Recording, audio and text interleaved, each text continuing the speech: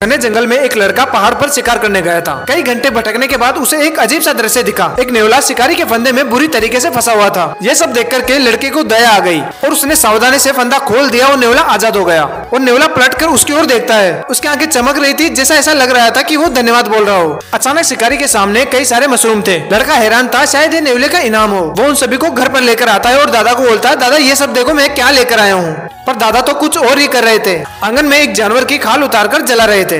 लड़के ने जब पास जाकर देखा तो दादा के पास तो वही नेवला था जो लड़के ने कुछ ही देर पहले बचाया था। अब लड़का बिल्कुल घबरा गया और दादा से बोला, दादाजी इसे छोड़ दो, ये मुझे जंगल में मिला था, इसने मेरी मदद की थी। लेकिन दादाजी हंस पड़े। नेवला हो या शैतान, मांस तो मांस होता है ना, भूख सबसे बड़ी चीज है। इतने में दादी दौड़ती हुई आई और बोली, अरे पगले तूने ये क्या किया? नेवला इस गाँव का देवता है, जो भी इसकी जान लेता है वो घर बर्बाद हो जाता है। दादाजी हंसकर बोले, देवता नहीं, ये धोखा है। मुझे अपनी भूख से बड़ा कोई भी भगवान नहीं। दादी रो पड़ी और बोली, याद है ना बरसों पहले एक नेवले ने गांव के लोगों को पागल बना दिया था। वो लोग भी उसकी गुफा में गए थे, पर दादाजी ने नहीं सुना। दादा ने नेवले की खाल उतारी और कुत्ते को सौंप दिया, पर कुत्ता भी पीछे हट गया और डर के मारे कांपने लगा। दादा ने हंसते हुए खाल को उठाया और बोला, अच्छे दाम मिलेंगे, कल इसे मार्केट में बेच दूंगा। अगले दिन जब वो गांव के पास पहुंचे तो लोगों ने खाल देखकर चिल्लाना शुरू कर दिया। लोग बोले, दूर हटाओ इसे, ये पीले नेवले की खाल है। एक बूढ़ा साधु आगे आया और बोला, मूर्ख, तूने नेवले की खाल उतार दी, अब सिर्फ तेरे घर में अंधेरा रहेगा। उस रात आंगन में तेज हवाएं चलने लगी। दादी ने पूजा की थाली उठाई और बोली, हे पीले देवता, हमें माफ कर दो।